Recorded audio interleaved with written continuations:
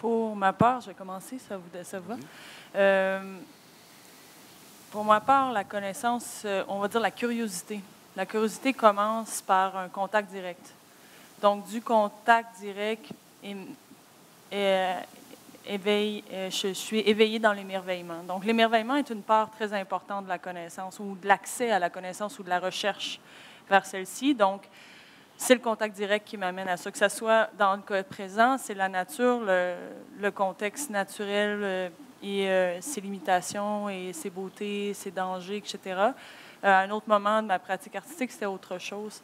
Mais c'est toujours l'émerveillement, le contact direct. Ensuite,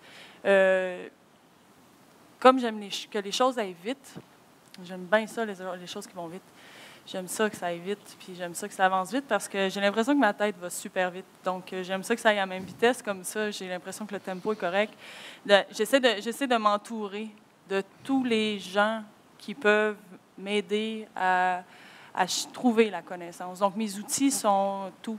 Donc, que ce soit le professionnel technique de modulation 3D qui fait des modulations puis qui va me faire des plans. Pour moi, c'est une source de connaissances pour amener, disons, à la recherche. Autant que le gars de la shop qui va me couper mes morceaux en maçonnette avec son outil au laser, ça aussi, c'est un outil de connaissance.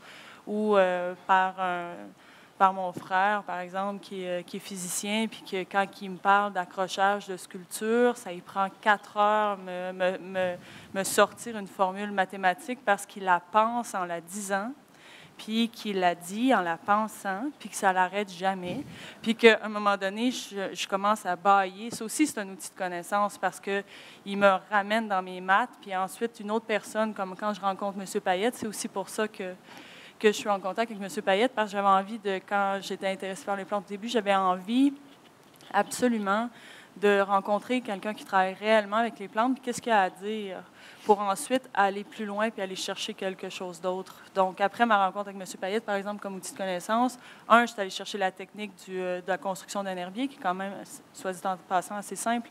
Mais ensuite, je suis allée chercher, parce qu'on a raconté plein d'histoires à notre première rencontre. On n'a pas arrêté de parler, plein d'affaires. Puis ensuite, je suis allée dans l'histoire des plantes poison. Puis là, je suis rentrée dans l'histoire puis dans les histoires. Donc, pour moi, aller chercher la connaissance, c'est vraiment le contact avec toutes les autres personnes qui ont des connaissances. Puis de là, j'accumule. Puis comme un DJ un peu. De là, j'accumule, puis j'essaie d'y faire un sens, en fait, de créer un ordre dans le désordre de ces informations-là. Puis je lance quelques affaires de poudre de perlimpinpin au travers, puis après, ça va. Puis c'est comme ça que je développe des outils de connaissance, en fait. Oui?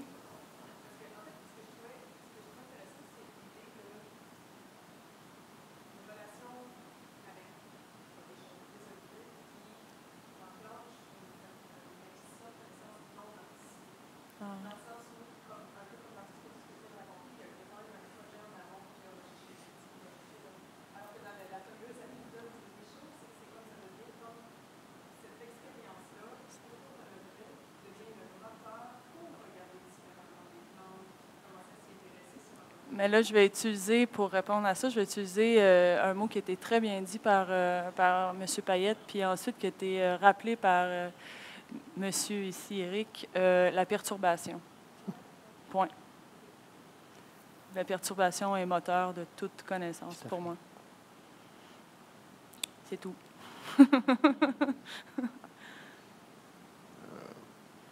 Moi, je répondrais peut-être avec un questionnement qu'on a, que je peux vous soumettre d'ailleurs.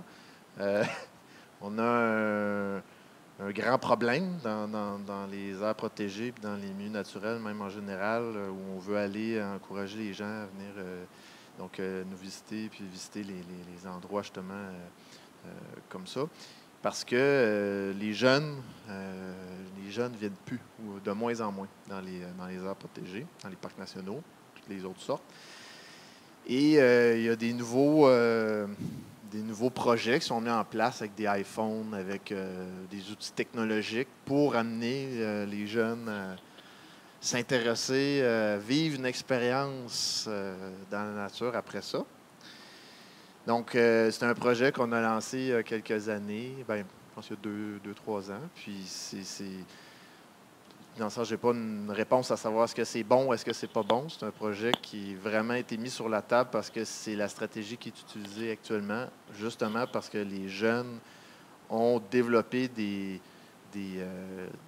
mécanismes ou un contact vraiment de proximité avec certains éléments technologiques. Fait que ça va être très intéressant de voir après ça, est-ce que ça va générer quelque chose ou pas du tout.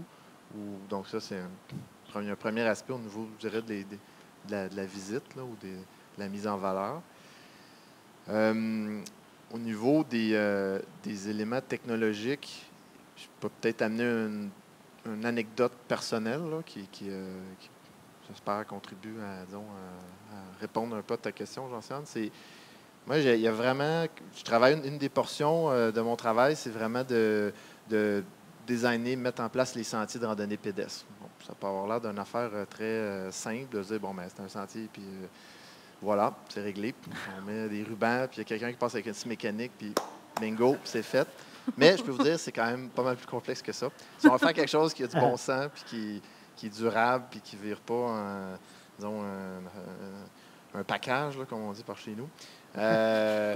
Donc, puis il y a toujours l'espèce de questionnement à savoir, tu sais, on peut partir faire du repérage dans la forêt avec un GPS, un clinomètre, une boussole, un iPad, des cartes insérées dans des dispositifs électroniques, puis là, avec des analyses préparées, puis tout ça. Puis, paradoxalement, avec le superviseur que j'ai à Parc Québec, souvent, on va partir dans le bois, puis la première chose qu'on va faire, c'est justement pas avoir d'éléments technologiques, parce que tu es toujours en train d'avoir une médiatisation de l'extérieur à travers ça. C'est pas mal en soi, là, mais c'est juste, à un moment donné, là, c'est une question d'attention avec le milieu naturel. Fait que, en réalité, c'est quasiment l'inverse de ta question, Jean-Sébastien, au sens de, on fait exprès de ne pas utiliser des objets pour essayer de faire émerger, ou bien de voir le milieu autour d'une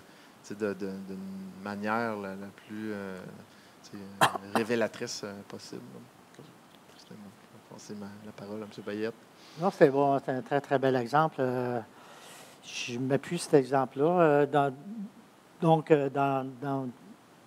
En sciences, je pense en général, la technologie a joué un rôle majeur, hein, c'est sûr. Là.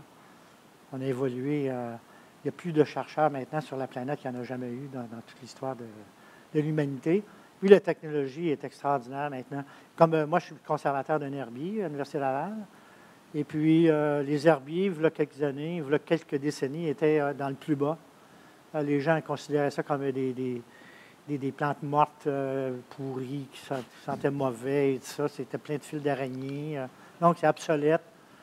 Et puis, l'informatique a sauvé, d'une part, donc les herbiers par la construction de bases de données informatisées, des spécimens d'herbiers basés sur les étiquettes, hein, les informations qui sont là. Fait que ça a été une reviviscence des herbiers. C'est international, OK? Non seulement en Amérique du Nord, mais en Europe et tout ça. Donc, les herbiers revivent grâce à la technologie de cette façon-là, le premier point. Le deuxième, c'est les analyses moléculaires. Les analyses moléculaires, la technologie, maintenant, vous allez dans les départements de biologie et tout ça, c'est le moléculaire qui prend la place par rapport aux disciplines dites traditionnelles. Donc, puis le moléculaire, ça veut dire technologie high-tech, la haute technologie, et qui est mis à contribution. Ça, c'est très, très vrai. Il y a les aspects, donc, techniques aussi, les GPS et tout ça. Donc, avant ça, c'était compliqué de se retrouver. Et donc, il y a beaucoup d'outils autour qui sont très intéressants. Mais le point de vue qui est montré par Antoine aussi est très, très intéressant, c'est que ça a un effet négatif aussi sur la connaissance des sciences naturelles par nos gens, par les étudiants et par les professionnels. Parce que, vu qu'on met de plus en plus l'accent sur des études technologiques et de laboratoire, les gens vont de moins en moins sur le terrain. Bien, il y a les clubs de mycologues, de ci, de ça va. Mais c'est pas, je parle des scientifiques, des professionnels, on a de moins en moins qui sont au courant de la flore, par exemple. Les animaux, je ne les connais pas assez, là, le domaine. Mais dans la flore, par exemple, au Canada, pour ce qu'on connaît, on n'a pas de spécialistes sur des grands groupes de plantes. Ça n'existe pas. Fait qu'il n'y a personne capable d'identifier certaines plantes, là. C'est quand même fort. OK? Puis il n'y en aura pas. Parce qu'il n'y en a pas de botanistes qui forment ces gens-là. On est tous partis olé sur le moléculaire.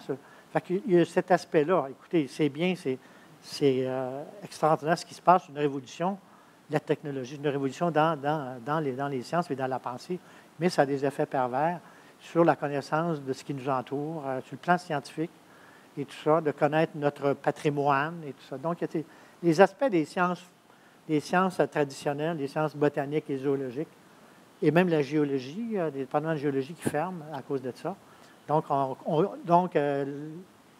notre communauté connaît de moins en moins les éléments de base qui composent la nature, mais on est rendu très, très loin. Ça me fait penser à ce que Antoine disait tout à l'heure.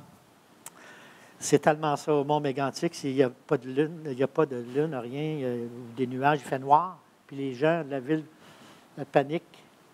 Puis, s'il n'y a pas de vent, en plus, c'est encore pire, parce que là, on n'entend rien. Donc, on entend le silence. Ah ouais. Et c'est ça. Puis, dans le nord du Québec, c'est comme ça. Et puis, c'est parce qu'on est rendu maintenant, évidemment, c'est normal. On vit dans les villes et tout ça. Puis, on a oublié, donc, nos us et coutumes ancestrales et tout ça. Et donc, on est perdu. On est de plus en plus perdu. Il y en a quelques-uns qui restent encore. Et les étudiants qui viennent travailler avec moi au Nord, bien, c'est des jeunes, souvent, la plupart du temps, donc ils sont heureux d'être très loin, d'être dans la nature, mais est-ce qu'il y en a beaucoup? Là? Il y en a peut-être de moins en moins parce qu'on est sur l'iPhone, on est sur l'électronique. Écoutez, à l'Université de Sherbrooke, ça va être comme à Laval, ça n'a pas de sens. On risque de faire des accidents, de frapper tout le monde. Ils sont toujours en train de regarder leur iPhone. Il y a une porte qui s'ouvre, puis là, ils ne l'ont pas vu, puis c'est rendu, c'est complètement débile. C'est des super étudiants brillants. Ils seront aussi brillants que ceux qu'on avait avant. Mais on est rendu dans la technologie. Fait que la nature, on l'a un petit peu moins. Puis les Inuits vivent ça, évidemment. Les jeunes Inuits ne savent plus conduire un bateau, souvent. Et tout ça. Ben, je ne veux pas me plaindre et dire ça qu'il faut revenir à la nature. C'est vraiment pas le cas. Mais la technologie a changé complètement le monde, a amélioré de manière substantielle la science et la qualité de vie des gens. Mais il y a des effets, donc, un peu comme ça. Là, on manque un peu, c'est peut-être naturel, on manque un peu. Donc, les connaissances fondamentales, souvent, vont être laissées, ils vont être négligées. Donc, à cet égard.